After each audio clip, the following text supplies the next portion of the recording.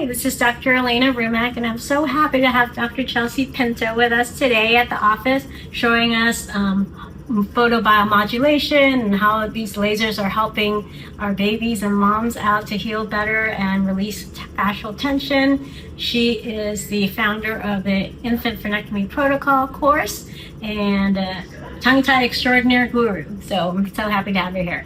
And she's going to be here to talk a little bit about why it's important to have your baby assessed for their oral function and to other oral tissues assessed. As parents, we are so busy with our kids. Newborns are feeding around the clock, and their oral motor function is really the foundation of everything that they're doing. And when we think about oral, meaning our mouth, and function, that involves a lot of different structures. So we're not just zeroing in on just the tongue or just the frenulum, as doctors that do look at frenula, or these pieces of tissue underneath the tongue, for example, that help to hold in place the tongue and sometimes are too tight. We're not just always looking at the tongue. We have to back away and look at other surrounding structures that are involved in feeding. So babies, when they're feeding, they're utilizing, yes, their tongue, but also their lips, their cheeks. Their palate is involved, the roof of the mouth, the floor of the mouth muscles. All of these muscles are huge in helping to stabilize the tongue, to help an infant open wide to latch and feed. And not just breastfeeding, bottle feeding as well, to help with stabilization of the nipple. And then our neck to help mobilize the head left and right.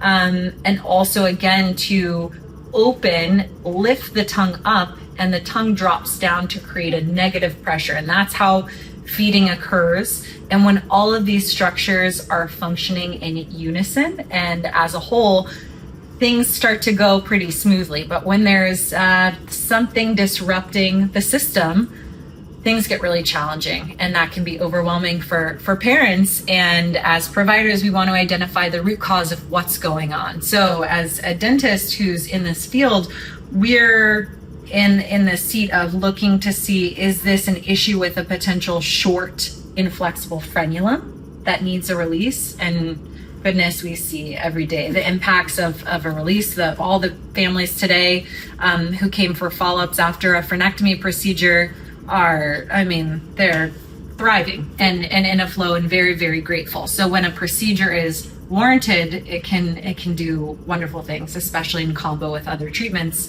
And sometimes the procedure is not warranted. Sometimes symptoms that present with tongue tie, for example, challenges with achieving a comfortable latch, a baby's comfort during a feed, maybe they get really upset or fussy, or clicking happening, meaning they lose the suction or seal, right? We have kind of these symptoms that present themselves, and sometimes if it's not a tongue tie, it's an issue with lack of mobility in surrounding structures, these fascial tensions we mentioned, and issues with the muscles. So again, really nice to have an array of different tools under our belt to help families achieve their goal, really. Yeah. And later in life, you can maybe tell everyone what a parent might see later in life, say for a child that does have a tongue tie that's not treated, that can compound. Right. Well, as a pediatric dentist, we definitely see tongue ties that have been missed and the consequences afterwards. And a lot of parents ask, like, what are the future issues if I don't get it released? And we definitely seeing some issues. Sometimes is with speech. Speech sounds can be distorted when there's a tongue tie. Mouth breathing is something that we see quite often. When the tongue is in a low position, these kids will start to habitually breathe through their mouth, which is an unhealthy way to breathe, because when you're breathing through the mouth, all the air goes straight into the lungs instead of being filtered through the nose, which is a much healthier way to obtain your oxygen. Also, as Dr. Pinto mentioned, the tongue is like your natural palate expander. So every time you swallow, and we swallow 2,000 to 3,000 times a day, the tongue pressure is widening those jaw structures that help with increasing your airways, increasing nasal cavity size, and also promoting proper nasal breathing. So we do see that kids that have tongue ties, oftentimes they'll have these high, narrow palates and narrow jaws where there's a lot of dental crowding. And now an orthodontist has to come in and put palatal expanders in there because the tongue wasn't doing what it was supposed to do, and now we need to intervene with early orthodontics.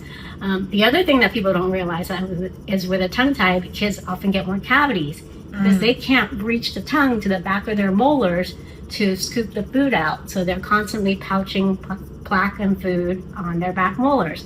So it may seem like a very, minor little piece of tissue underneath the tongue, but it can impact so many systems down the road, not just with breastfeeding and breastfeeding comfort for mom, but also in solid feeding. They have to be able to move the food around really well, side to side, and mash it up towards the palate. Otherwise, these kids tend to become really picky eaters and coughing and challenging times with feeding. 100%. Right. Yeah. So it affects breastfeeding, solid feeding, breathing, sleeping. When the tongue is low and the tongue can fall back, you can have sleep apnea.